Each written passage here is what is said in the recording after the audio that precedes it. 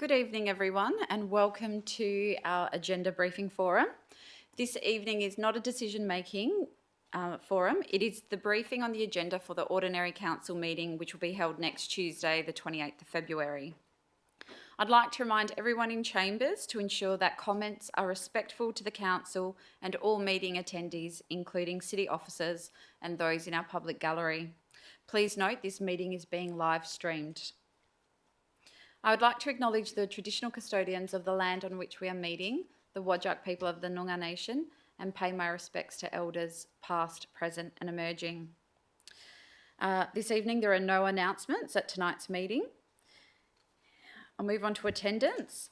Councillor Peterson-Pick has provided an apology for tonight's meeting, and I haven't received anything from Councillors Bull or Clark. Councillor Palmer? Yes, I believe Councillor Bull did relay his apologies to the city today. I haven't received anything. And the rest of councillors are present. We'll now move on to item 5, disclosures of interest.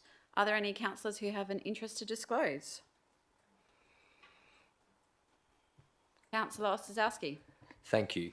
My first one is for item 10.4.1. It's the proposed two-storey addition car park landscaping to educational establishment. It's the Chisholm College item. I'm a member of the Chisholm College Alumni Association, so this is an impartial interest. Thank you. And the second one is for item 14.1.3. It is the extension of the waste service contract. I am a member of the EMRC Council, so I'd just like to declare that as an impartial interest for that item. Thank you. And you'll be staying in the room. Thank you. Councillor Palmer. Sorry, just to confirm that a message was given to Jeremy, the CEO, regarding Councillor Bull's apology. Thank you. Councillor Palmer, we've passed attendance and I'll make it clear that the process is the presiding member needs to be informed as well, and I did not receive any notice. Thank you. Just confirm to me, is it also or separately? Because also, the CEO was informed, and I think that's the correct thing.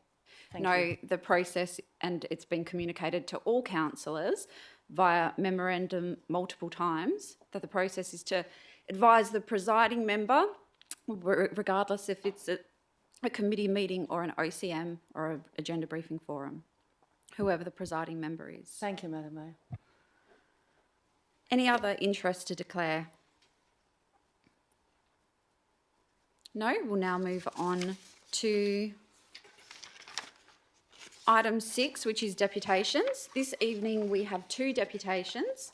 The first one is from Todd Zaney in relation to RA Cook Reserve Lighting Upgrade Funding Model.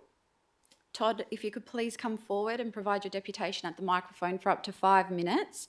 As we get close to 5 minutes, I'll let you know so that you can conclude your deputation, and then councillors may have some questions for you. No problem. I'm actually Todd Zaney. I'm the ex-president of the Morley Bulldogs Football Club, but was heavily involved in initial processes and the grants and applications that not only occurred with the City of Bayswater, but also the CSRWF.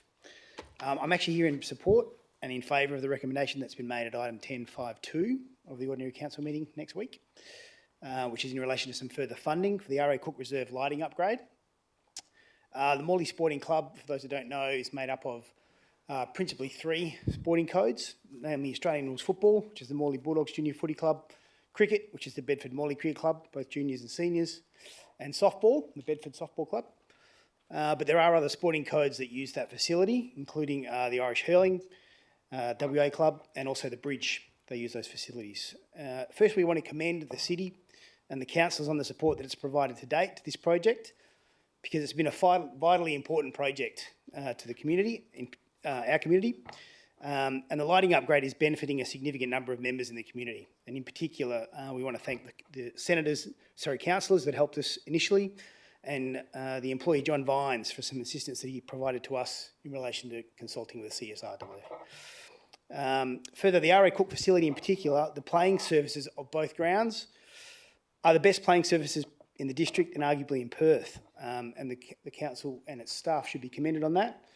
They're regularly being used by the WA Footy Commission for finals as a result, and I'm sure that's most recently why and was a contributing factor to them in also assisting with some of the fundraising for the lights at this facility. The footy club has been for years trying to get the lights upgraded from 50 lux to 100 lux to accommodate the playing of night football in accordance with the minimum lighting requirement for night football to occur, predominantly for the booming girls and female footy program at the club, which up until now has seen our female footy players play all of their home football games on Friday nights at Lightning Park in Naranda. The lighting upgrade became a possibility and significant fundraising efforts commenced in mid-2022, once the City of Bayswater approved their funds in their budget last year, and then later the CSFF RFF approved its support too via the Club Night Lights project. At the time of applying for the grants and the city's assistance, the member clubs of the Morley Sporting Club did commit to assisting with the fundraising required on the back of a number of verbal commitments and various major club sponsors and corporates to assist in the funding. Of the clubs involved, the Morley Bulldogs agreed to cover the lion's share of the commitment, given the lighting upgrade would principally benefit that club and its female players. Unfortunately, a number of the verbal commitments from major sponsors at all of the clubs and corporates wasn't forthcoming, and the club took the unprecedented move to actually participate in the Toyota Good for Footy raffle in 2022, and also tried to raise funds from multiple sources, including registering with the Australian Sports Foundation to enable tax-deductible contributions to occur to help fund the project. It also approached the federal government. The Toyota Good for Footy raffle, for those that don't know, is an Australia-wide raffle which local clubs can participate in, which incentivise members and others to provide funds for their club with a view to winning a number of prizes, including multiple makes of vehicles. The club was actually quite surprised to finish 5th in the country and raised a little over $20,000 via that process, and those funds have been used for the project. For a small family and junior footy club to finish 5th nationally was a pretty major achievement, and together with the recent funding from the West Australian Football Commission, the clubs managed to raise approximately $55,000 towards the $88,000 required in just over 9 months, which we believe is still an excellent effort for the period of time we've had. But it's still short in order to make the final payment to Lightbase. The club's been disappointed with some of its major sponsors who didn't follow through with their verbal commitments, and the club has more recently lost 2 of its major sponsors, and believe that's directly as a result of the present economic climate that we find ourselves in particular the ever-increasing interest rates and other rising cost pressures on our member families and corporate sponsors has had a major impact on the club and its ability to raise funds for this project. Further, the club's ability to generate revenue is limited in that we're only a junior football club. Unfortunately, we don't have the luxury of having a senior football club and the bar revenues and profits that occur as part of having that type of facility. For a small family and junior football club, we believe securing the funds that we've done to date has been a pretty good effort. We have approximately 400 children and their families playing at the club and have a greater than 30% Indigenous membership, which is considerable given that in this region the Indigenous population is only 1.3%. Okay. This lighting project was and is the #1 project at the club, and it was when I first became president of the club 3 years ago. And post the finalisation of this project, the club will now be working on its next projects, which are the formalising of its Indigenous mentoring program and furthering the Female Football Academy aspirations. We're hopeful that the City of Bayswater will continue to support the Morley Sporting Club and vote in favour of the officer's recommendation, and that the RA Cook will continue to be an amazing facility for its constituents to use and enjoy. Thank you very much for your deputation. I'll just see if councillors have any questions for you. Councillor Johnson? Thank you. Actually, not a question, but I just want to thank you for that whole background. It was very helpful. That's all. Thank you very much. Thank you. Councillors, our next deputation is from Mr Gary Phillips in regards to item 10.4.2, proposed amendment number 96 to Town Planning Scheme number 24, Bedford North. Hi, I'm pretty unprepared, but I'm all for the rezoning. It's going to build, you're talking about building that we can go 3-4 stories high. We're in a massive shortage of houses. We're in a massive shortage of rentals. There's a lot of negative people talking about it on social media at the moment. It seems that they believe we're all going to rush out and build these 4-story, 5-story homes and build shops and build cafes and restaurants. Well, that's not going to happen. I'm not going to do that. I've got a decent-sized quarter-acre block. I'd like to build maybe 4 or 6 apartments there to bring in the rental community, to rent it out to students, people that find it hard to find houses. I own other rentals in the Bayswater Shire. All I'm saying is that progress needs to happen in Bedford. It'll ensure that property owners will get apartments. We're going to build it professionally. It encourages economic growth. It promotes equality and diversity through affordable housing. The rezoning can promote a better future for the community.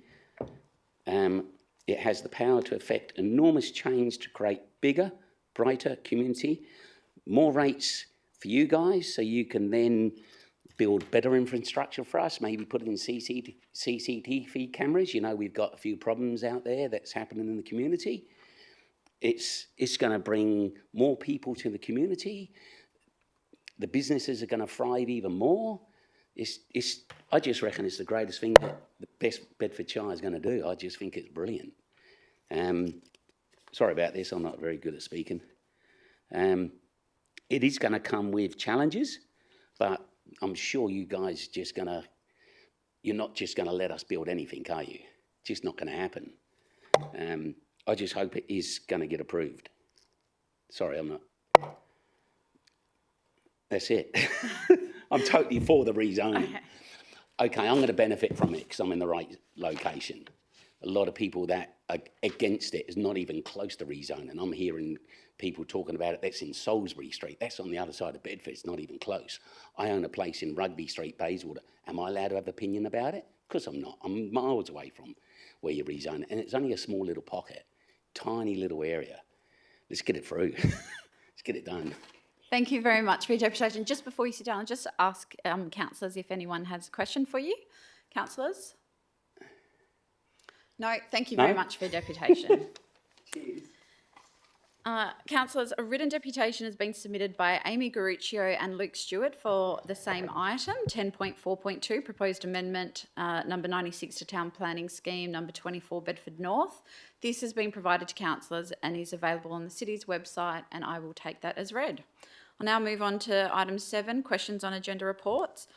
And I'll now ask if there are any questions to the officers on items that were the subject of the deputations, starting with 10.4.2, proposed amendment to number 96 Town Planning Scheme number 24 Bedford North. Are there any questions on this item? Councillor Johnson, I believe you flagged this one in advance. No? Okay. No other questions? We'll now move on to the next item, which was subject to a deputation, which is 10.5.2, RA Cook Reserve Lightning Upgrade Funding Model. Councillor Johnson, you flagged this one as well. Actually, it was answered in the deputation, thank you. Pardon? It was answered in the Oh, okay. deputation, thank you. Would anyone else like to ask a question on this item? No? Okay. So members Sorry. in... I found my question for the last item. Is it okay to ask that now or at any other time tonight? I'm happy to go back to that. So this is for Bedford North? Yeah. Yeah, it was. I don't know. I'll ask to you through the mayor. A question that I have been asked about this is: does this amendment, and I'm just asking this, and I have asked this before, but I think I'll ask it on the record: does this amendment allow bottle shops next to our parks? Thank you. I'll go to the director to respond. Through the chair, I know that there was changes made to the scheme amendment. It does propose to, as a discretionary use, which is at council discretion, to allow convenience store, liquor store small, which is a small liquor store. There's a definition in town planning scheme. So it does allow council to, at its discretion, to approve a small liquor store. So can I just follow up on that? So does the scheme allow that? So that's discretion would have to come back to council on a case by case. I'll go to the director. Through the chair, I'm just get the principle just to clarify. I know there's been a few changes as a result of the department's comments on that. Through the chair, the scheme amendment doesn't allow for liquor stores adjoining to parks. It allows, as the director said, to have small liquor stores in the commercial precinct, but in the area surrounding parks, it's cafes, restaurants, and those small uses to activate the parks, not a liquor store. Thank you for the clarification. Does anyone else have any questions on this one? No? I'll go back to item 10.5.2, which is the R.A. Cook Reserve lighting. Anyone have a question on this? No? So members in the gallery will now be moving on to the rest of the items in the agenda. So please feel free to leave if you wish to do so. But you're also welcome to stay. So councillors, I've received in advance questions from Councillor Johnson in regard to items 10.1.1, 10.2.1, 14.1.1.1 and 14.1.3. Are there any other items that councillors have questions on? Deputy Mayor? 11.2.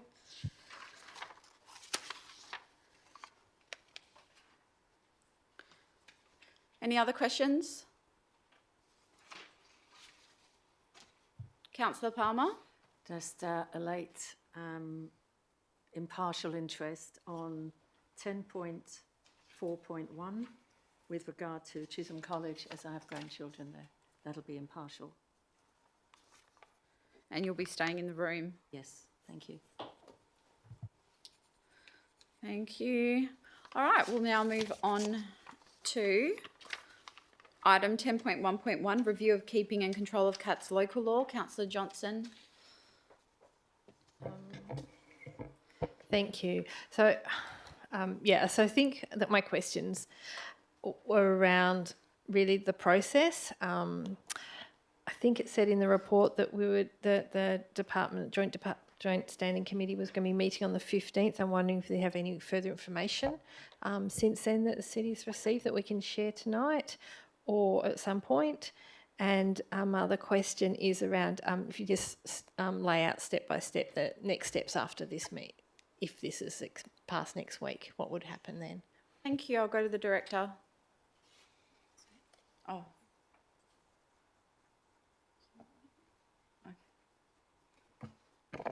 Through you, Madam Mayor. So the City has heard from the Joint Standing Committee of Delegated Legislation just yesterday and has circulated their letter to the Council under separate cover as an addendum. The letter is legally privileged, so it hasn't been made public, but what the letter does say that I can share is that the undertaking that the council made at the December council meeting can be made public. So that's the report now that the city is proposing to amend the local law. That's fine to make that public, and hence the report is a public report on the agenda this month. In terms of the process from here, so with the amendment to the local law, we do have to follow the same process again in terms of public advertisement. So even though it's only a small amendment, and we've been asked by the Joint Standing Committee of Delegated Legislation to make that amendment, we do still need to go out for public consultation. So for 6 weeks we need to do that. So that will happen after this meeting, which will take us through to about mid-April.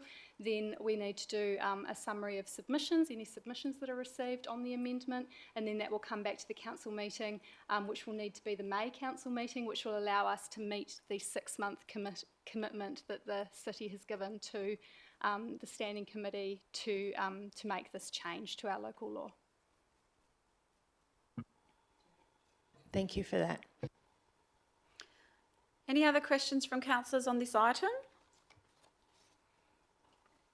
No, we'll now move on to 10.2.1, financial reports for the period ended 31 January 2023. Councillor Johnson. Thank you. We just have a moment to bring those questions up. Essentially, my main question was, I think it was referred to somewhere in the report about some of the adjustments that will need to be made in the mid-year budget review, and I'm just wondering when we'll see that. Thank you. I'll go to the director. Thank you, through you, Mayor, and thank you, Councillor Johnson, for the question. Given the changeover with Lorraine and with Lynette, so both Stuart and I have now reviewed the mid-year review, so it would have ordinarily have come to this meeting. ELT is considering the mid-year review outcomes on Thursday, and then that will come to the March OCM. So it would normally have come to this meeting, but given the turnover, it will come to March. Terrific. Thank you for that.